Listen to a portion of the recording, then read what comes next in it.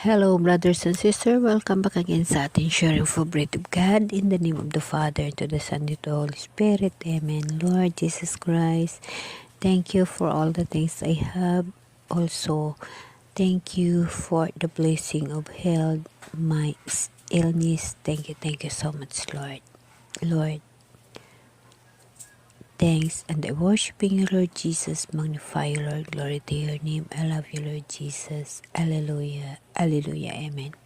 Okay, brothers and sisters, welcome back again sa ating sharing for bread of God. Ang previous natin na video ay ukol sa kay Mama Mary, yung pagkamatay ni Mama Mary, di ba?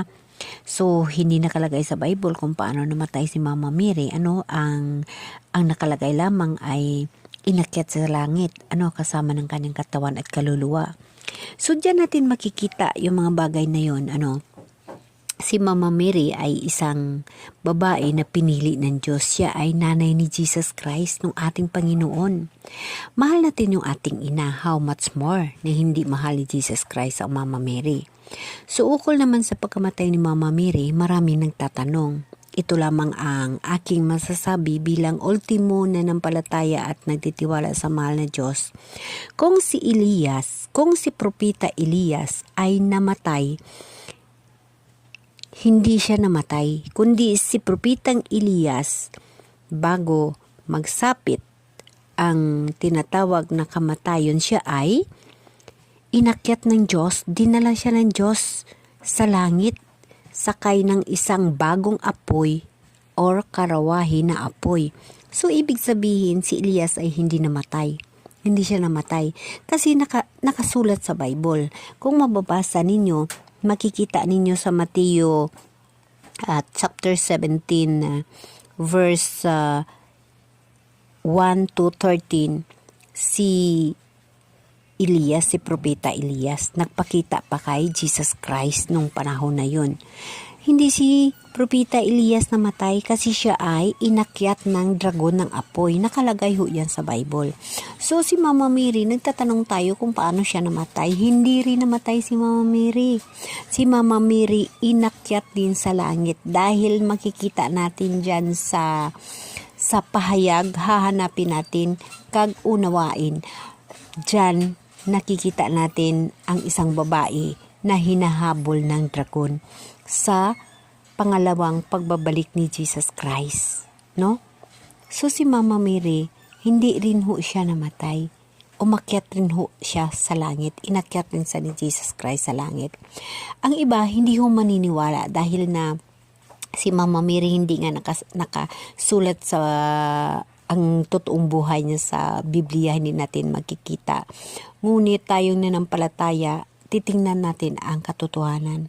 Kung si Propeta Elias ay hindi namatay at inakyat siya ng apoy na dragon sa langit, how much more na hindi tayo maniniwala kay Mama Mary na inakyat siya sa langit.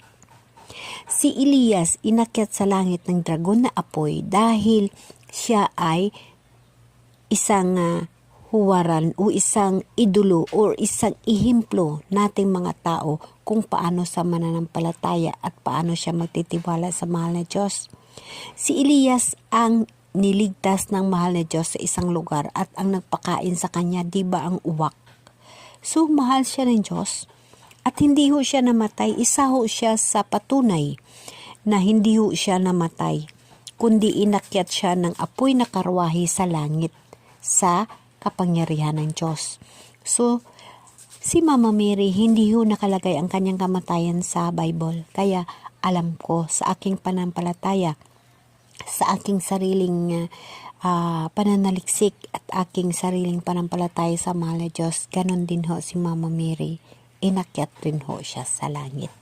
Ngunit ang lahat na yan, kailangan ho natin pananaliksikan pa ng husto upang atin mapatunayan sa mga taong nakikinig at bumabasa at nakikinig kung ano man ang ating binabahagi. Tayo, ako, naniniwala at nanampalataya at nagtitiwala ng lubos kung anong aking naramdaman at ano ang aking nasaksihan.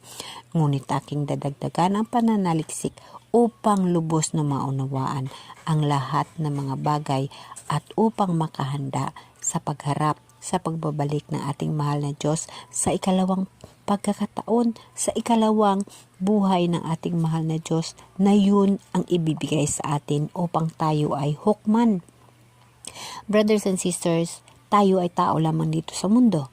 Mga tao na ibinigay ng Diyos upang magkaroon ng pag-uunawa ng tama at mali dahil sa mga pagkakamali ng ating mga ninuno o ang pinagmulan ng ating mundo. Ayon sa ating buhay, nagmula tayo sa makasalanan sa ating kanunuan, si Adan at si Eva. So, nagkamali ho. Kaya, ang mahal na Diyos gumagawa ng paraan upang tiyak at magtagumpay siya sa kanyang gusto na ang mundo ay magkaroon ng kaharian at wala ng kasamaan na mangyayari. Yun ay ang paghukom ng ating mahal na Diyos. Aasahan natin, brothers and sisters, na tayo ay mamamatay, ngunit hindi natin alam sa kung anong paraan. Ngunit isa lamang lagi ang aking hinihingi sa mahal na Diyos. Ako'y naniniwala ng kahom ng Diyos at naniniwala ako sa mga bagay na lahat na ibibigay ng Diyos ko. Ikaw ay nanampalataya at ikaw ay umaasa at ikaw ay nananalig sa Kanya. Kung si Propeta Elias umakyat sa langit, sinakay ng karawahing apoy, at hindi natin alam ang pagkamatay ni Mama Mary, tayong mga tao sa panampalataya natin, kagaya ni Propeta Elias sa kanyang paniniwala at panampalataya at pumamahal sa Diyos, hindi siya nakaranas ng kamatayan. Inakyatan siya sa langit, nakasakay sa karawahi na apoy. So tayo bilang tao dito sa mundo, hindi natin alam ang ating buhay. Kung tayo'y mamamatay bago magdating ang ating judgment, or tayo ay aabot sa pag-judgment ng ating mahal na Diyos, isang kislap mata, babago ang mundo. Ayon sa kagustuhan ng mahal na Diyos. So sa buhay natin, sa pahukom ng mahal na Diyos, magkaroon tayo ng buhay na walang hanggan. So yun ang dapat nating pag-aralan. Ang buhay dito sa mundo ay napakahirap. Ang buhay dito sa mundo puno ng trials. Lahat kahirapan. Bakit hindi natin pangarapin na magkaroon ng buhay na walang hanggan kasama ng mahal na Diyos sa kanyang bagong kaharian, bagong Jerusalem na kanyang gagawin para sa mga tao na nampalataya at nagtitiwala sa kanya, kasama siya sa buhay na walang hanggan? Brothers and sisters, ang lahat na iyon makakamit natin kung tayo ay naniniwala at tayo ay gagawa na ayon sa utos ng mahal na Diyos. Brothers and sisters, kung ikaw ay nanampalataya at ikaw ay mahal ng Diyos at naging saksi ka rin sa kabutihan at mga mirakulo ng mahal na Diyos, ipananatili mo ang iyong sarili upang ikaw ay magtagumpay kagaya ni Jesus Christ. Nagtagumpay sa kahirapan na naranasan niya sa mundo. Siya ay pinatay sa cross. Walang pagsisisi, walang panumbat. Ganun ang gagawin nating tao. Kung ano man ang mga trial sa buhay natin, masakit man, mahirap man, hindi ho tayo mag-complain. Hindi ho tayo magreklamo.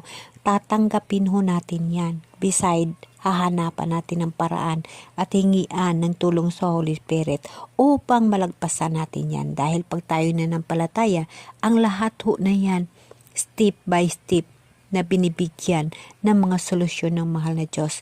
Kasi nagtitiwala ka sa Kanya. Kaya, ito lang ang masasabi ko sa inyo. Ako ay isang saksi sa lahat ng mirakulo kag pamamahal ng mahal na Diyos. Kaya hindi ako nagbibitew sa Kanya hanggang ngayon. Lahat na trials, paghihirap sa buhay, naranasan ko. Worst, anuman na kahirapan, napakatindi, nararanasan ko. Umiiyak ako sa harap ng Diyos. Hindi ho ako nagko-complain, hindi ho ako nagrereklamo, kundi umiiyak ako at humihingi ng tulong sa Kanya. Isinusuko ko ang lahat. Pero hindi ho ako nagrereklamo. Tanggap lang ho ako kahit ano kahirap, kahit ano kasakit. Hindi ho ako nagrereklamo. Yun ho ang naging isang kaugalian na mayroon ako.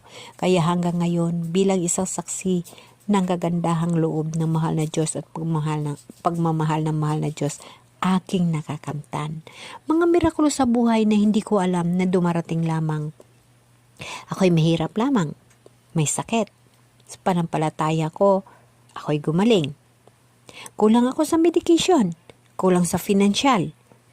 Ngunit nagpadala ang mahal na Diyos na isang tao makatulong sa akin.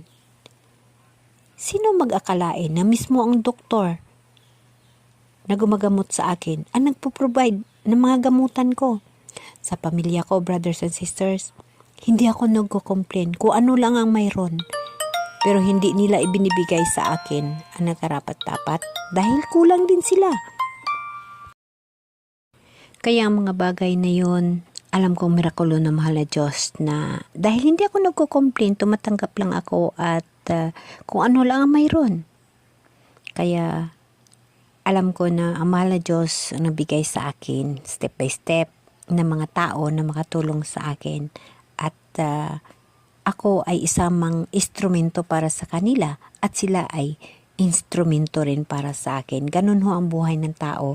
Bawat isa sa atin may obligasyon tayo, bawat isa. Pag tayo nanampalataya sa mahal na Diyos, mismo ang mahal na Diyos ang magbigay ng step by step sa buhay natin. Lagi natin tatandaan na ang mahal na Diyos nasa puso mo, nasa puso ko, nasa puso natin lahat. Ang Holy Spirit ng mahal na Diyos na iniwan sa atin, ang Diyos na buhay na si Jesus Christ, nasa sa atin. Kaya dapat natin bigyan ng halaga ang mga bagay na yun. I-priority natin ang mahal na Diyos dahil ang buhay sa mundo ay mahal na Diyos lamang ang makatulong sa atin. At lagi nating tatandaan, pag malapit ka sa mahal na Diyos, ang lahat na hirap at tentasyon na sa sayo, lahat na kahirapan, siguraduhin mo na makakamtan mo. Ngunit huwag kang matakot dahil nasa sayo ang mahal na Diyos. Walang makalaban sa gahom ng mahal na Diyos. Ang importante lamang manampalataya at magtitiwala ka ng lubos sa Kanya. Amen? Amen.